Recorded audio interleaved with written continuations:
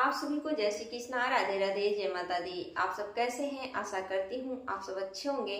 हमारे चैनल पे आप सभी का स्वागत है। हम आप लोग को एक बहुत ही दर्द भरा बेटी विदाई गीत सुनाने जा रहे हैं। यह गीत आप लोग को कैसा लगा कमेंट बॉक्स में जरूर बताइएगा। अगर पसंद आएगा तो हमारे चैनल को शेयर सब्सक्राइब लाइक जरूर कीजिएगा। अपना प्यार दुलार आशीर्वाद सदा अपनी छोटी बहन पर बनाए रखिएगा।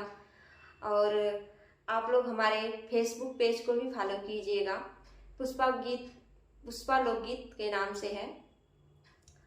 और हमारा चैनल पुष्पा गीत जंक्शन को भी आप लोग फुल सपोर्ट कीजिए। के करे हीरो वाले से धरती फट तो है, अरे के करे हीरो से आकाश रे ललन वायर, के करे हीरो से आकाश रे ललन वा, के करे हीरो वाले से धरती फट तो है, हर के करे हीरो से आकाश रे ललन वा, के करे हीरो वाले से पटुका भी जतु है, हर के हो खड़ी मुस्काई रे ललनवा, के करे हीरो वाले से पटुका भी जतु है, हर के हो खड़ी मुस्काई रे ललनवा, मम्मी के रोले से धरती फट तो है, हर पापा के रोए से आकाश रे ललनवा, हर पापा के रोए से आकाश रे ललनवा, मैया के रोले से धरती फट तू है, हर पापा के रोए से आकाश रे ललनवा, भैया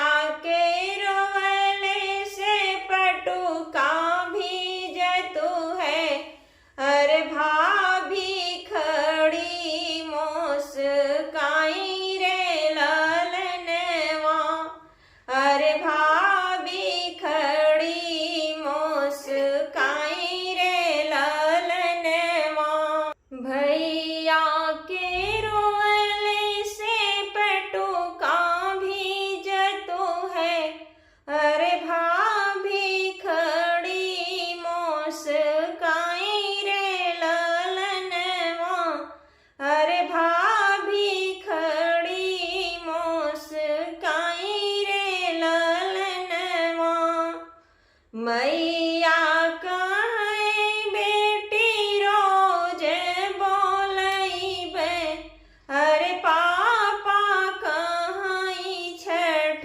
मास रे ललनवा, हर पापा कहीं छठ मास रे ललनवा, मैया कहीं बेटी रोज बोलैबे, हर पापा कहीं छठ मास रे ललनवा, भैया कहीं बहनी काज पारोजने, हर भाभी ना पूछई बात रे ललनवा, हर भाभी ना पूछई बात रे ललनवा, भैया कहीं बहनी काज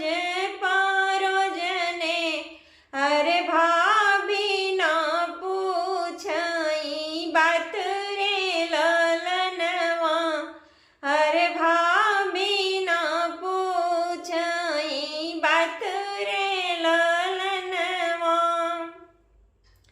मैया कहाई बेटी नगीचे बियाह बई, पापा कहाई 10 कोस रे लालनवा, अरे पापा कहाई 10 कोस रे लालनवा। भैया कहाई बहनी काशी बियाह बई, अरे भौजी कहाई दूर देश रे लालनवा, अरे भौजी कहाई दूर देश रे लालनवा। भैया कहाई बहनी काशी बियाह बई, अरे भौजी कहाई दूर देश रे लालनवा, अरे भौजी कहाई दूर देश रे लालनवा। यह हमारा गीत आप लोग को कैसा लगा कमेंट बॉक्स में ज़रूर बताइएगा, और हमारे पेज को आप लोग ज़रूर फॉलो कीजिएगा, और पुष्पा गीत चैनल को भी आप लोग सपोर्ट कीजिए। तब तक के लिए जय श्री कृष्णा, राधे राधे, जय माता दी।